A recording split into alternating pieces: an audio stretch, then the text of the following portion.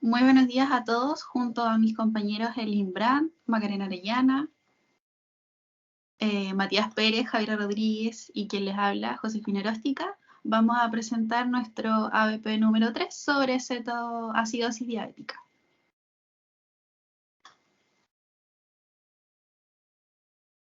A modo de introducción, en este trabajo vamos a abordar el tema del pH y cómo se regula este en nuestro cuerpo, específicamente mediante el mecanismo respiratorio. Primeramente, veremos lo que es en sí el concepto de pH y cuáles son sus variaciones en tema de alcalosis y acidosis metabólica, y cómo estos van a afectar de diversas maneras a nuestro organismo. Además, veremos el caso de una paciente que sufre cetoacidosis diabética y relacionaremos el caso con los conocimientos previos.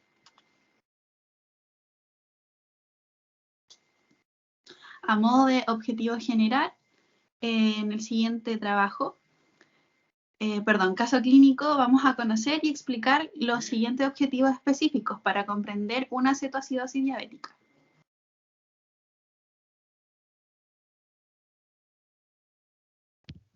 Los objetivos específicos son, como número 1, comprender el concepto de pH arterial. Número 2, comprender el concepto de acidosis metabólica. Número 3, explicar el mecanismo respiratorio y la regulación del pH. Y el último es realizar una explicación detallada de los exámenes y resultados. Bueno, como decía mi compañero anteriormente, es importante entender el concepto del pH arterial. Esta es la cantidad de oxígeno o dióxido de carbono que está presente en la sangre. Estas cantidades van a formar lo que sería la acidez o la alcalosis de lo que es el pH en sangre. También este valor de pH es utilizado con el objetivo de medir, como decía, la alcalinidad o la acidez de una determinada sustancia. Esto indica el porcentaje de hidrógeno que encontramos en ella midiendo la cantidad de iones ácidos. Por otro lado, tenemos lo que sería la acidosis y la alcalosis metabólica, en donde la acidosis metabólica es cuando se producen demasiados ácidos en el cuerpo, y también se puede dar cuando los riñones no pueden eliminar los suficientes desechos del cuerpo, los desechos ácidos del cuerpo. Lo que sería el lado contrario, la alcalosis metabólica, es cuando se supera el pH de 7,45. Estamos hablando de una alcalosis metabólica. Esto es provocado por un exceso de base en el cuerpo, en donde encontramos pocos hidrogenios y también poca cantidad de líquidos en el cuerpo. Como se observa aquí en la tabla, que hay una alteración en lo que sería la acidosis metabólica.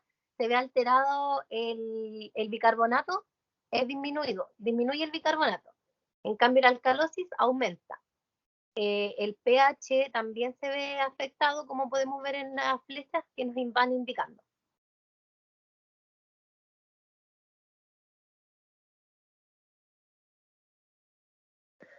Mecanismo respiratorio de regulación de pH. Bueno, primeramente el cuerpo estabiliza el pH del sistema circulatorio mediante un buffer de líquidos corporales. ¿Cómo? Por el amortiguador de bicarbonato. Este, al momento de aumentar los hidrogeniones, se une a ellos y los neutraliza para transformarlos en CO2 y H2O, como se puede ver en las primeras dos imágenes.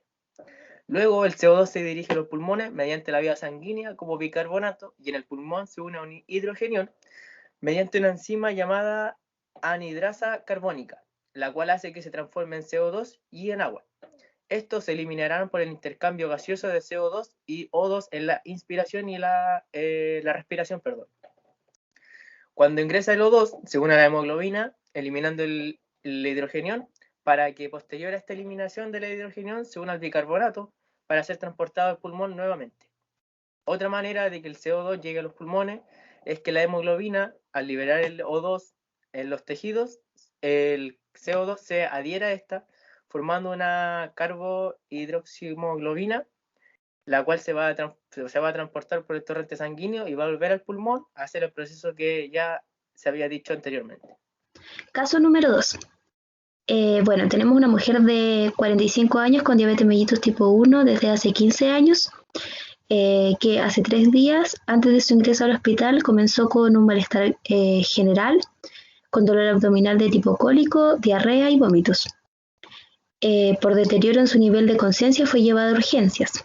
Al examen físico se encontraba obnubilada, con signos de deshidratación severa, temperatura de 36,8 grados y presión arterial de 90,60 y respiración de Kussmaul.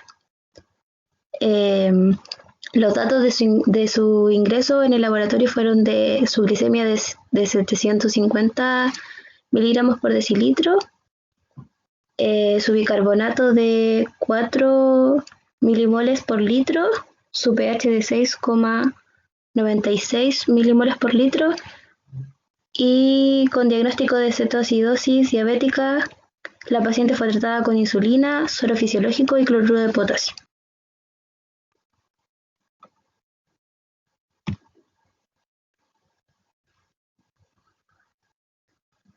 La cetoacidosis diabética es un déficit de insulina, el cual provoca que los niveles de glicemia se eleven, produciendo que las células del hígado y los de los tejidos, al no tener un ingreso de glucosa, comenzarán un proceso en donde se activará hormonas contrarreguladoras, las que van a cumplir la función de mantener los niveles estables de glucosa en la sangre.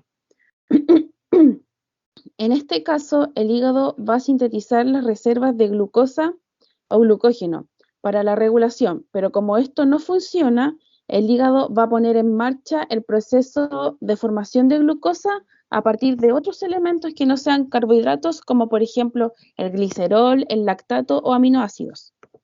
El hígado activa las enzimas carnitina palmitoil transferasa 1, ya que es el principal combustible para el cerebro. Y como esta no está disponible, se buscará otra solución, que serán los cuerpos cetónicos, provenientes de los ácidos grasos, que son los que sintetizan el producto de la enzima carnitina palmitol transferasa 1. Bueno, ¿qué ocurre? Los niveles de glicemia van a aumentar junto con la osmolaridad y los niveles de deshidratación. Y los síntomas que vamos a tener presentes en la cetoacidosis diabética son sed, que va a ser por la regulación en este caso del riñón, taquicardia, náuseas, dolor abdominal y debilidad o fatiga. Explicación de exámenes. Bueno, en el diagnóstico de la cetoacidosis diabética encontramos dos tipos de muestras. Primero está el análisis de sangre, en el cual se evalúa la glicemia, el potasio sérico y el pH arterial. Y también tenemos el examen de orina, en el cual se evalúa la cantidad de cetonas. Bueno, en estos exámenes se puede demostrar que hay una glucosa muy alta, un bicarbonato bajo y mucha acidez en la sangre. En la orina se detecta una elevación de los cuerpos cetónicos y en nuestro caso particularmente el paciente presenta una glicemia de 750 miligramos por decilitro, un bicarbonato sérico de 4 milimoles por litro y un pH de 6,96 milimoles por litro. Y según su resultado obtenido y la tabla de referencia que se ve en la presentación, podemos ver que nuestro paciente tiene una cetoacidosis diabética muy severa, por lo cual es de suma urgencia dar el tratamiento adecuado, reponiendo el volumen de líquidos, tratando la hiperglucemia y su acidosis, y también controlando el potasio posterior a la administración de insulina para evitar una hipopotasemia.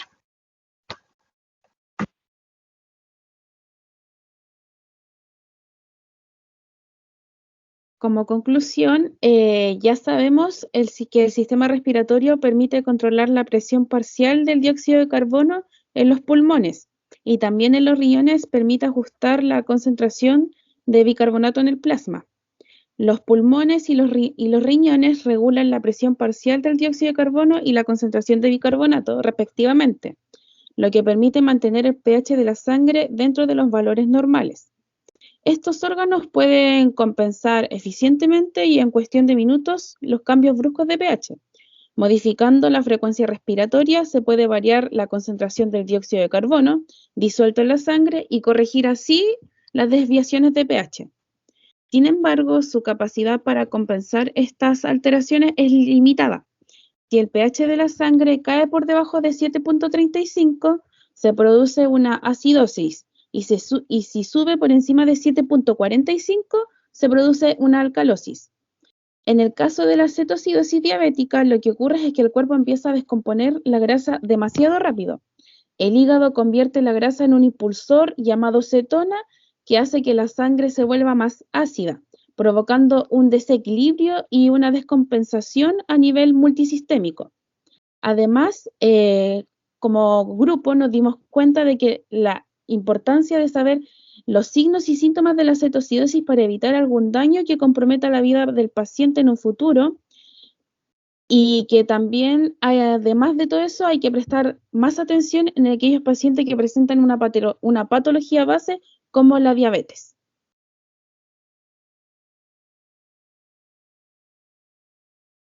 Muchas gracias por su atención.